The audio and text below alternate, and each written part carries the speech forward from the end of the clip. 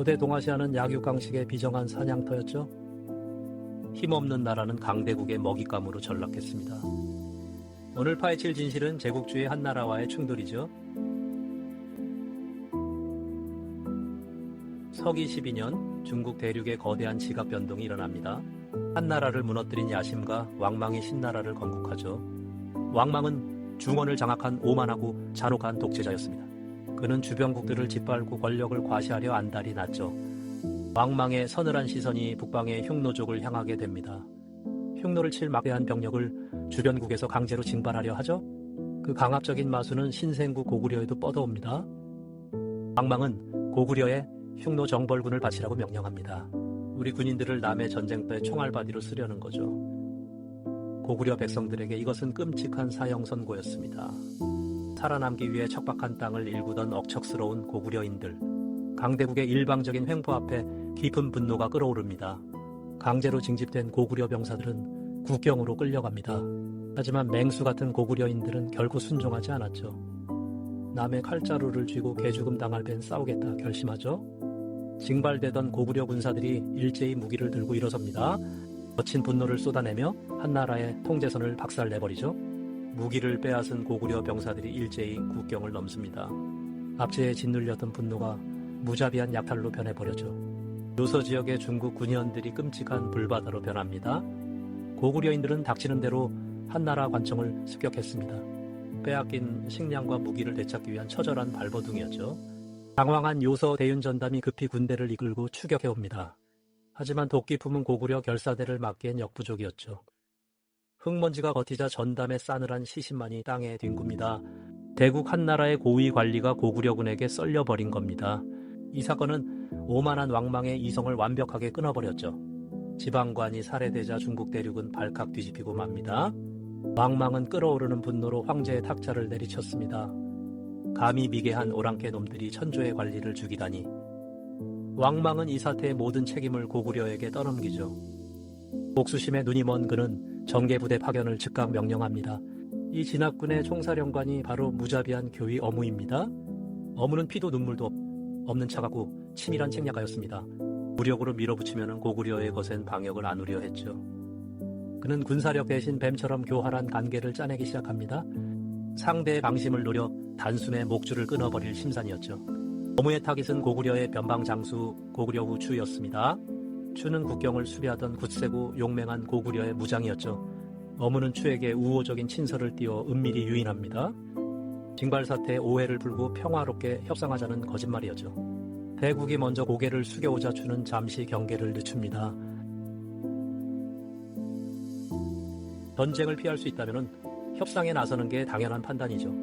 추는 최소한의 호위병만 대동한 채 어무의 막사로 향합니다. 짙은 안개가 깔린 국경의 회담장, 공기는 무겁고 차가웠죠. 어무는 미소를 지으며 추를 향해 천천히 걸어 나옵니다. 하지만 그 미소 뒤에는 시퍼런 칼날이 번뜩이고 있었죠. 추가 자리에 앉으려는 찰나 막사 뒤에서 자객들이 튀어나옵니다. 무장 해제된 고구려 호위병들이 순식간에 난도질 당하죠. 추는 급히 칼을 뽑으려 했지만 수십 개의 창이 그를 에워쌉니다. 비열한 함정에 빠진 고구려의 장수는 피눈물을 흘립니다. 평화를 미끼로 던진 대국의 역겨운 사기극이었으니까요. 어무는 차가운 표정으로 추의 목을 댕공 베어버립니다. 억울하게 잘린 추의 수급이 진흙바닥에 비참하게 나뒹굴죠. 외교의 가면을 쓴 가장 끔찍하고 더러운 암살극이었습니다. 어무는 핏물이 뚝뚝 떨어지는 추의 머리를 나무 상자에 담습니다. 그리고 전리품처럼 장안의 왕망에게 서둘러 올려보내죠. 장안성으로 배달된 고구려 장수의 끔찍한 머리통. 왕망은 썩어가는 그 수급을 보며 미친 듯이 박장대소합니다. 자신의 잔혹한 권위가 증명되었다고 굳게 믿었던 것이죠. 그는 이 피비린내 나는 사건을 온 천하에 과시하려 듭니다. 그리고 고구려를 향해 아주 치욕스럽고 역겨운 조롱을 퍼붓죠. 노풀고 가오를 빼고 아래 하샤 자를 넣어 하구려라 부르겠다. 국가의 이름 자체를 강제로 깎아내린 전대미문의 모욕입니다. 천하의 질서를 오직 자신이 쥐락펴락하겠다는 오만의 극치죠. 한나라의 폭거에 고구려 전역은 걷잡을 수 없는 분노에 휩쌉니다. 왕망의 조롱은 오히려 잠자는 사자의 코털을 건드린 셈이 됐죠. 장수의 억울한 죽음과 국가의 치욕적인 강등. 유리왕과 고구려 백성들의 눈에는 도끼가 서리기 시작합니다. 강대국의 자비 따위는 기대할 수 없다는 걸 뼈저리게 깨달은 거죠. 피로받은 굴욕은 오직 더 잔혹한 피로 갚아줄 뿐입니다. 고구려의 정예의 철기병들이 칼을 갈며 국경으로 집결합니다. 왕망의 한나라를 향한 전면적이고 무자비한 방역의 시작이죠. 수많은 고구려 병사들이 말에 올라타 거센 흙먼지를 일으킵니다. 목표는 고구려를 조롱한 한나라의 변방 9년들이었습니다. 방심하던 중국의 변방 요새들이 차례로 쑥대밭으로 변해갑니다. 징발에 저항하던 작은 불씨가 거대한 침공의 불길로 번진 겁니다. 고구려군은 한나라의 성벽을 부수고 관청을 남김없이 불태웁니다. 겁에 질린 한나라 관리들은 살기 위해 짐승처럼 도망쳐야 했죠. 빼앗겼던 식량과 물자들을 닥치는 대로 고구려로 실어옵니다. 이것은 단순한 복수극이 아닙니다. 철저한 생존 투쟁이었죠. 약한 모습을 보이면 언제든 짓밟히는 게 고대 국가의 생리니까요. 오만한 왕망의 통치력은 변방에서부터 산산조각 나기 시작합니다. 무가 막아보려 했지만 고구려군의 기세는 너무 압도적이었죠.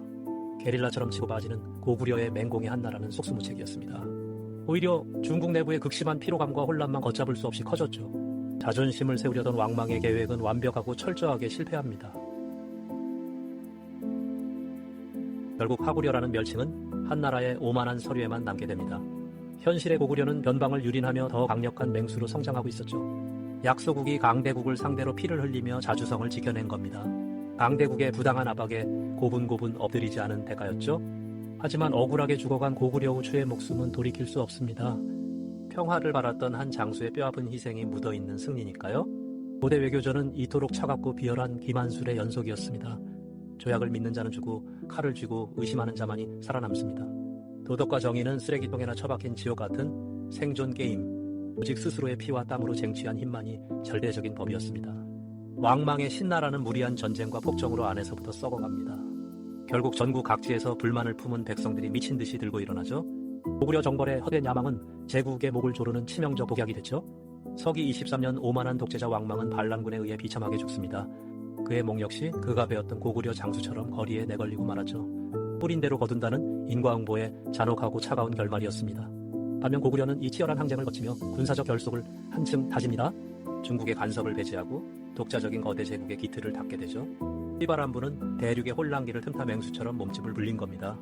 이것이 바로 약유강식의 세계에서 고구려가 택한 유일한 생존법입니다. 여러분, 교과서에 짧게 적힌 전쟁 기록 뒤엔 이런 서늘함이 있습니다. 강대국의 횡포, 기만적인 암살, 국가 모독, 그리고 피비린내 나는 복수. 선과 악은 무의미합니다. 오직 철저한 이익과 피만이 존재할 뿐이죠. 억울하게 잘린 변방 장수의 한 맺힌 핏방울을 똑똑히 기억하십시오. 고구려의 강인함은 하늘에서 뚝 떨어진 낭만적인 신화가 아닙니다. 끊임없는 외세의 침략 속에서 뼈를 깎아내며 만들어낸 생존 본능입니다. 승자의 화려한 기록 속에서 쓰러져간 숱한 희생자들을 봐야만 합니다. 살기 위해 피를 뒤집어쓰고 잔혹한 악귀가 되어야만 했던 고대의 삶. 동화처럼 아름다운 영웅담은 이제 머릿속에서 완전히 지워버리십시오. 차갑고 묵직한 권력 투쟁의 수레바퀴는 고구려 내내 멈추지 않습니다. 외세를 막아냈다고 국가 내부의 영원한 평화가 찾아오는 건 절대 아니죠. 밖으로 향했던 폭력성은 언제든 다시 안을 파먹는 칼날로 돌변합니다. 지배층은 더 큰 권력을 독점하기 위해 끊임없이 파벌을 나누며 싸웁니다. 형제가 형제를 베고 아버지가 아들을 사지로 몰아넣는 비정한 궁궐. 일대 동명성 왕부터 시작된 피해 굴레는 시간이 갈수록 더욱 기괴해집니다. 우리가 다음 시간에 마주할 역사 역시 등골이 오싹해질 만큼 잔인합니다. 영토를 넓히기 위해 아들의 치명적 매력을 스파이로 이용한 대무신왕, 사랑의 눈이 멀어 조국의 심장에 칼을 꽂아버린 어리석은 낭랑공주, 그리고 모든 임무를 마치고도 새어머니의 모함에 빠져 자결한 호동왕자. 이 비극적인 막장 시정극의 본질은 과연 낭만적인 로맨스일까요? 절대 아닙니다. 왕권을 향한 치밀하고 냉혹한 정치 사기극에 불과하죠. 자명고를 파괴하려 아들의 사랑마저 소모품으로 써버린 비정한 아버지, 그리고 호동을 죽음으로 몰아넣은 계모 뒤에 도사린 거대한 외척 세력. 진정한 승자는 피 흘린 자가 아니라 등 뒤에서 판을 조종한 권력자들입니다. 무력으로 적을 짓밟고 가족마저 무참히 버리는 생존 게임의 최정점. 권력이라는 괴물은 살아 숨쉬는 모든 것을 닥치는 대로 집어삼킵니다. 어떤 고구려는 승자들의 피 묻은 붓으로 화려하게 포장된 거짓 환상입니다. 과거를 차갑게 해부해야 오늘날 인간의 끔찍한 탐욕을 꿰뚫어 볼 수 있습니다. 생존을 향한 고대 국가의 살벌하고 치열한 피빛서사는 이제 절정을 맞습니다. 환상을 찢어발기는 잔혹한 역사 다큐멘터리, 끝까지 시선을 떼지 마십시오. 지배층의 탐욕과 권력의 묵직한 이면을 생생하게 해부해드리겠습니다. 살기 위해 제사를 깎아먹어야 되던 고구려의 서늘한 피눈물을 말입니다. 굳게 믿고 있던 낭만적인 역사상식은 앞으로도 철저히 산산조각 날 겁니다. 피로 쓴 제국의 진짜 얼굴을 직시할 용기가 있다면 끝까지 함께 하시죠. 제8화 자명고를 찢은 사랑과 낭랑공주의 끔찍한 비극에서 뵙겠습니다. 박유광식의 비정한 룰만이 지배하는 차가운 고대 동아시아 전쟁터로 향합니다. 진실을 마주할 준비가 되셨습니까? 유치한 동화 따위는 머릿속에서 버리십시오. 숱한 원혼의 무덤 위에서 춤추는 권력자들의 광기 어린 피해 게임이 시작됩니다.